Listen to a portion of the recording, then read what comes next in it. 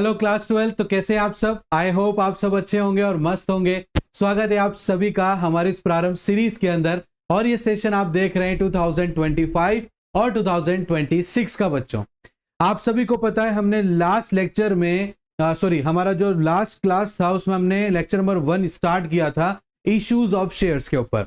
मैंने कुछ इसके बारे में आप लोगों को वहां पर इंट्रोडक्शन दिया था इश्यूज ऑफ शेयर्स के बारे में, कि इश्यू ऑफ शेयर्स क्या होता है, कितने प्रकार का होता है, क्या क्या होता है, ये सब हमने उसमें देखा था।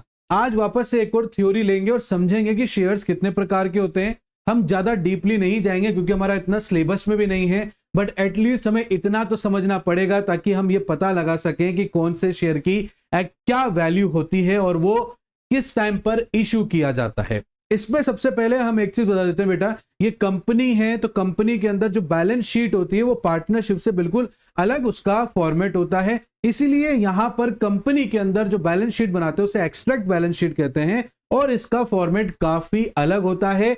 इसे हम आने वाली क्लास में अच्छे से समझेंगे बेटा। फिर भी अगर आपको कोई डाउट आ जाए आज की इस क्लास के अंदर भी तो प्लीज आप कमेंट करके हम लोगों से पूछ सकते हैं, हम जवाब जरूर देंगे आप लोगों को। चलो स्टार्ट करते हैं इसके टाइप से। देखो, शेयर्स का मीनिंग क्या होता है ये मैंने आपको उस क्लास में बता दिया था, बट आज जो है इसके टाइप्स देखेंगे और उसमें से सबसे इंपॉर्टेंट टाइप्स को आज पकड़ेंगे और उसको समझने की कोशिश करेंगे बेटा। वैसे तो यहां पर मैं अगर दो ही लगाऊं तो ज्यादा अच्छा है, क्योंकि एक इक्विटी होता है, एक डिबेंचर होता है, एक होता है हमारा प्रेफरेंस शेयर, ठीक है ना।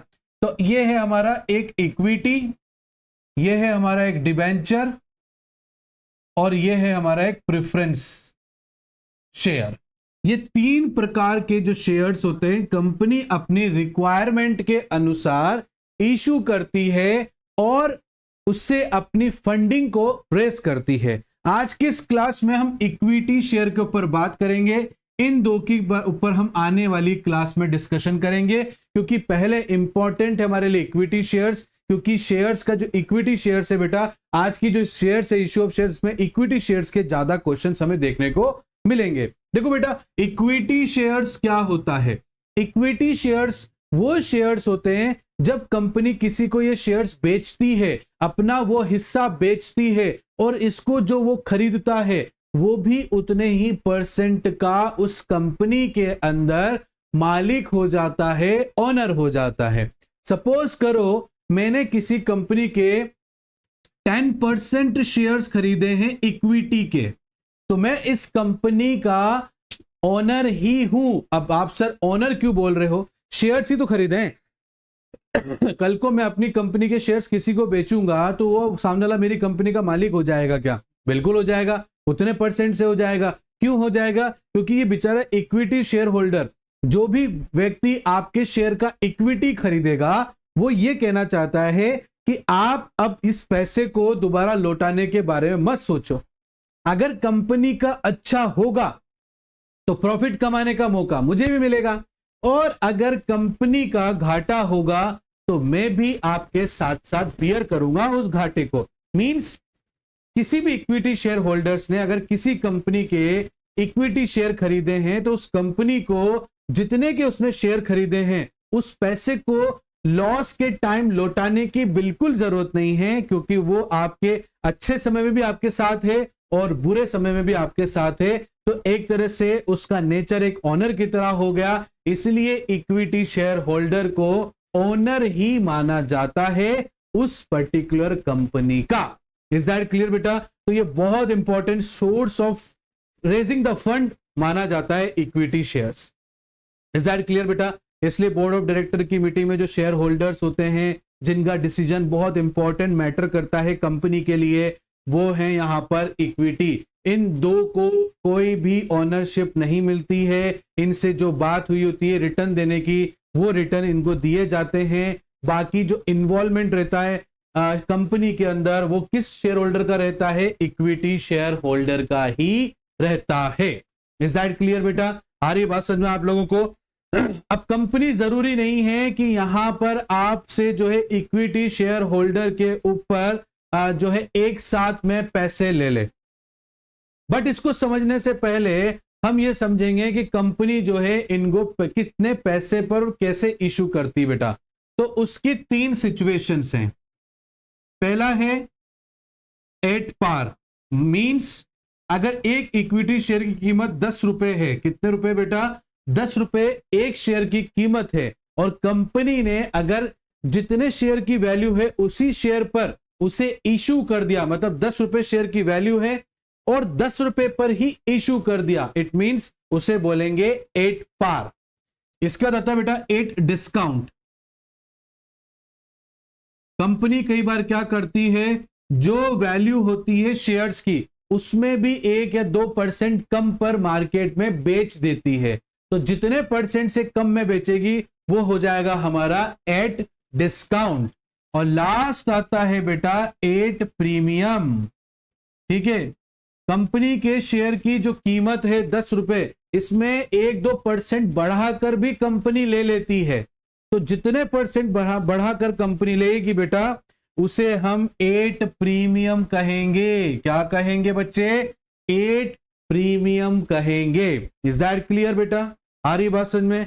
और यहां पर इक्विटी जो पैसा लेती है कंपनी, इक्विटी मान लो 10 रुपए का आपने जो शेयर लिया है, वो 10 रुपए जरूरी नहीं आपको एक साथ देने पड़े, कंपनी अलग अलग तरीके से भी मांगती है और ऐसी 4 इंस्टॉलमेंट, मैक्सिमम 4 इंस्टॉलमेंट बनाती है। कैसे बनाती है, अगर कंपनी कोई शेयर इशू करती है तो सबसे पहले कंपनी बोलती है अगर आपको हमारी कंपनी के शेयर खरीदने हैं तो पहला इंस्टॉलमेंट है एप्लीकेशन मनी, वो जमा कराओ। वहां यूं नहीं चलता कि भैया मैं आपकी कंपनी के 10,000 शेयर खरीदूंगा, बातों से नहीं चलता। अगर आपको 10,000 शेयर खरीदना है तो एप्लीकेशन पर कंपनी जितना रुपए मांग रही है उसका उतना पैसा आपको जमा कराना पड़ता है। जैसे कि मान लो एक शेयर की टोटल जो प्राइस है वो है 10 रुपए, कितनी है बेटा, 10 रुपए। अब आप किसी कंपनी के शेयर खरीदना चाहते हो तो कंपनी बोल रही है आपको जो है 3 रुपए जमा कराने पड़ेंगे एप्लीकेशन के नाम पर।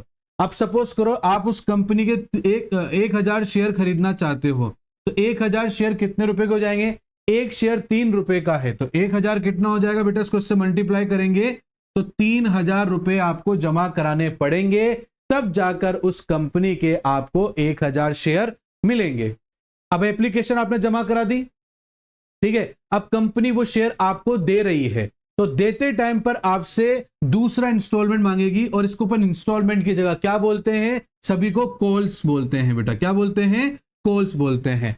तो आपको सेकंड कॉल जमा कराना पड़ेगा बेटा, जिसको बोलते हैं अलॉटमेंट। क्या बोलते हैं बेटा, अलॉटमेंट। अब सपोज करो अलॉटमेंट में कंपनी आपसे 2 रुपए मांगती है, एक शेयर पे 2 रुपए अलॉटमेंट में मांग रही है।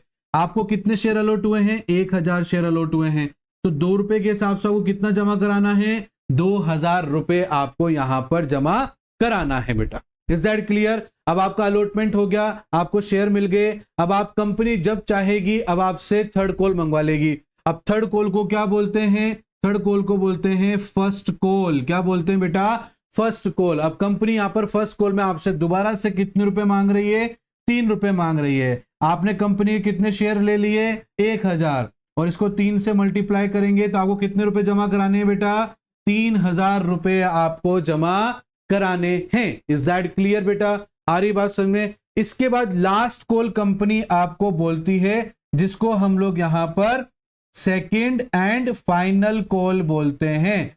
क्या बोलते हैं बेटा, सेकंड एंड फाइनल कॉल। और यहां पर कंपनी आपसे सपोज करो 2 रुपए मांग रही है। आपके पास कितने शेयर्स हैं, 1,000 शेयर्स हैं, 2 रुपए मांग रही है, तो आपने कितने जमा करा दिए, 2,000 रुपए जमा करा दिए हैं। इज दैट क्लियर बेटा। तो ऐसे 4 अलग अलग इंस्टॉलमेंट में कंपनी आपसे पैसे मांगती है, जितने भी शेयर्स आप खरीदना चाहते हैं उसके ऊपर। Is that clear.